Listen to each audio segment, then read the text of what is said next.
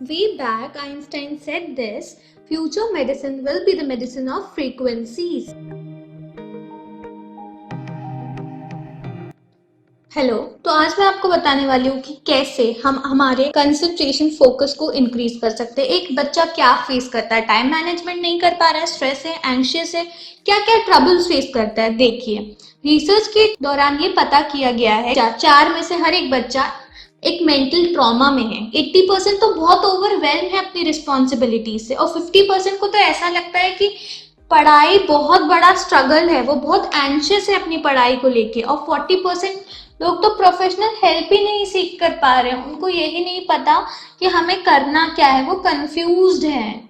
तो इसका सल्यूशन क्या है? बहुत सारे बच्चे जो एग्जाम के पहले बहुत स्ट्रेस्ड हो जाते हैं, पूरी साल पढ़ाई करने के बाद भी एग्जाम के टाइम उनका रिजल्ट नहीं आता, याद करने के बाद भी एग्जाम में वो कुछ लिख नहीं पाते या भूल जाते हैं। इसके कारण क्या है? इसका कारण है फोकस और कंसंट्रेशन। आपका फोकस और आपका कंसंट्रेशन सही नहीं है। आपके दिमाग में कुछ ऐसा चल रहा है, कुछ स्ट्रेस है, कुछ ऐसी चीज है जो आपको फोर्स कर रही है उस गोल को अचीव ना करने से, आपकी कंसंट्रेशन को डिप्लीट कर रही है।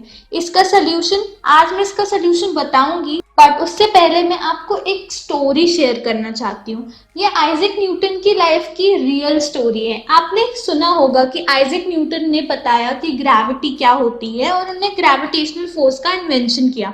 और कभी आपने ये सोचा है कि कैसे उनको ही पता चला, और भी बहुत सारे लोग उनके साथ रह रहे थे, उनकी सिटी में रह रहे थे, उनके टाउन में रह रहे थे, बहुत सारे लोग उस टाइम पर भी रह रहे थे, तो उनने क्यों नहीं ऑब्जर्व किया कि एप्पल हेड पे गिरा और वो ग्रेविटी है, क्योंकि फोर्स डाउनवर्ड डायरेक्शन में लग रहा है और नॉर्मल रिएक्शन अपवर्ड डायरेक्शन में लग रही है? ऐसा क्यों?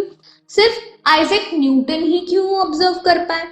क्योंकि इसका ये ही सिंपल सा लॉजिक है, वो काफी ज्यादा कंसंट्रेटेड थे, बहुत ही ज्यादा फोकस थे, और बहुत ही अच्छी ऑब्जर्वेशन पावर थी। अब ये कैसे आती है? और आपको क्या लगता है कि एक दिन गार्डन में न्यूटन बैठे थे और उनके सर पे एप्पल गिरा और उन्होंने कह दिया कि ये ग्रेविटेशन था? बिल्कुल भी नहीं।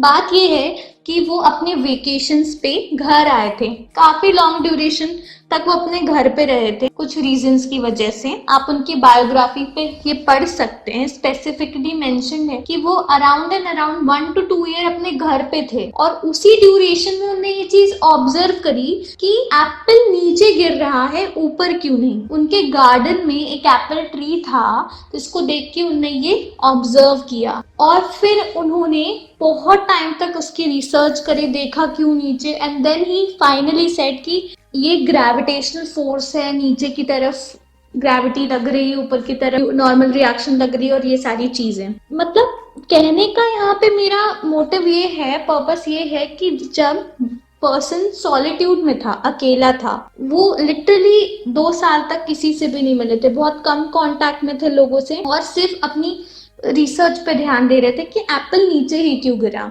उस ऑब्जर्वेशन में, उस ड्यूरेशन में, उस पूरे एनवायरनमेंट में उनका एक फोकस और उनका एक कंसंट्रेशन बढ़ा।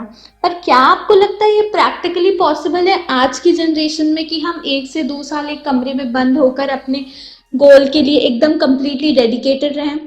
क्या आपको लगता है ये सारी चीजें करना इतना इजी है? और सोशल लाइफ को बायकॉट कर देना, एक कमरे में 1 से 2 साल तक रहकर ये ऑब्जर्व करना कि एप्पल नीचे क्यों गिरा, या कोई भी XYZ गोल जो आपकी लाइफ का है, नहीं है। सिर्फ दूसरी बात मैं आपको ये कहना चाहूंगी कि बहुत सारे लोग होते हैं जो बोलते हैं मेडिटेशन, बहुत सारे तरीके बताते हैं, पर क्या वो एक्चुअली वर्थ इट है? क्या वो काम कर पाता है उतना इफेक्टिवली जितना इफेक्टिव रिजल्ट हमें चाहिए होता है? नहीं। इसके लिए भी बहुत लाइफ लॉन्ग प्रोसेस होता है। हमारी लाइफ मॉर्निंग टू इवनिंग हम जो कर रहे हैं उन एक्शन से बिल्डअप होती है।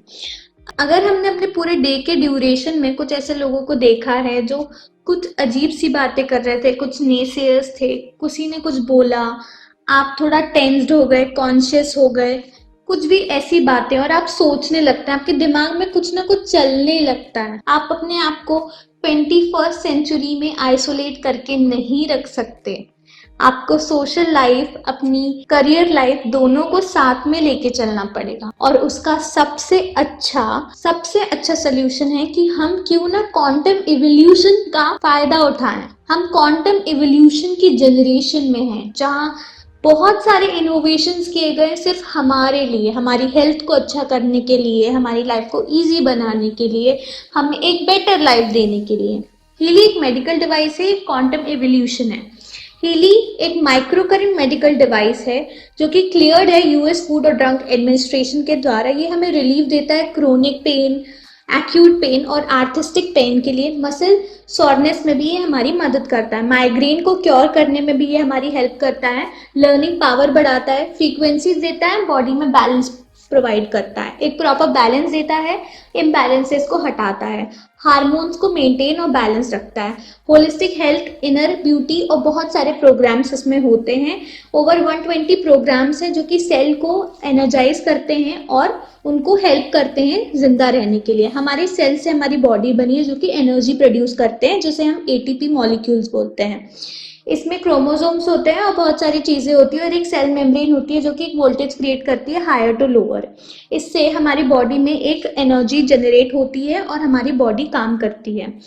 हमारी बॉडी के फ्रीक्वेंसी पैटर्न में चेंज आता है और हमारी बॉडी इम्बैलेंस हो जाती है और हम बहुत सारी प्रॉब्लम्स फेस करते हैं, जैसे कि कंसंट्रेशन, फोकस या और भी सारी चीज़ें। किसी भी ब्रेन के डॉक्टर के पास जाके अगर हम ये पूछते हैं कि कैसे ब्रेन में फ्रीक्वेंसी काम करती है, तो वो आपसे ये कहेगा कि हमारे ब्रेन में न्यूरॉन्स होते हैं जो एक दूसरे से कम्युनिकेशन करते हैं फ्रीक्वेंसी के थ्रू। दैट मीन्स हमारी पूरी बॉडी में फ्रीक्वेंसी है और एक राइट फ्रीक्वेंसी हमारी बॉडी को बैलेंस बना सकती है और एक रॉन्ग फ्रीक्वेंसी हमारी बॉडी के बैलेंस को बिगाड़ सकती है। और हीली हमको एक राइट फ्रीक्वेंसी प्रोवाइड करके हमारी बॉडी को बैलेंस बनाता है।